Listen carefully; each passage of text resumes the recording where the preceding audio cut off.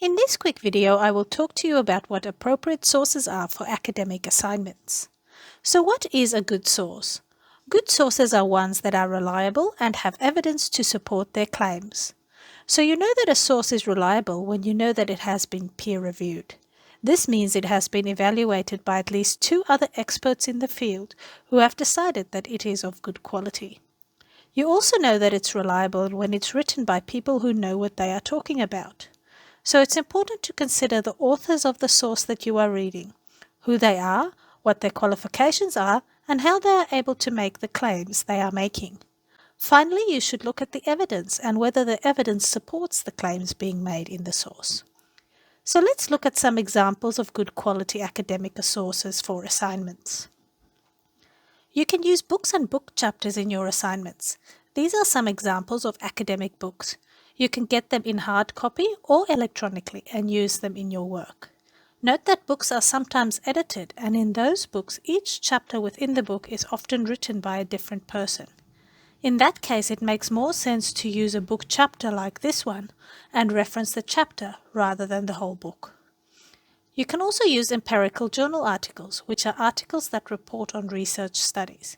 For example, this study, or this study, where they looked at individual data sets and analyzed them through a particular lens to come up with an answer to a series of research questions. You can also use literature reviews. Literature reviews are overviews of the current knowledge in the field to showcase where further research is needed.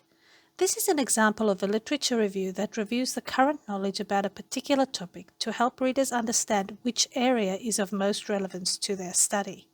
This one is another literature review that showcases a particular need for further research in an area that has not been examined in detail. These types of sources are useful, particularly if you do not know much about the field, as they showcase the overarching view in the field at that point in time. You can also use conceptual articles. Conceptual articles are articles where someone proposes some sort of new idea or theory. For example, in this article I used my own experience to propose a definition of what AI literacy could be defined as when ChatGPT first came out. Similarly, this article was recently written to propose an ethical framework for generative AI use. You can also use conference papers and theses. Presentations at conferences are peer-reviewed and they are often converted into conference papers, such as this one.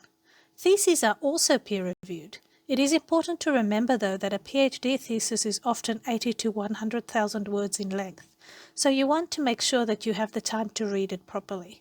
Otherwise, another option could be to look at the journal articles that the person has written about their thesis and reference those in your assignment instead.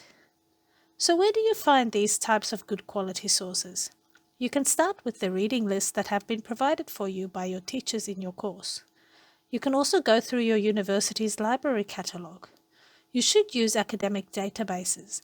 These are things like Scopus, ProQuest, Google Scholar, and so on, to find these peer-reviewed sources.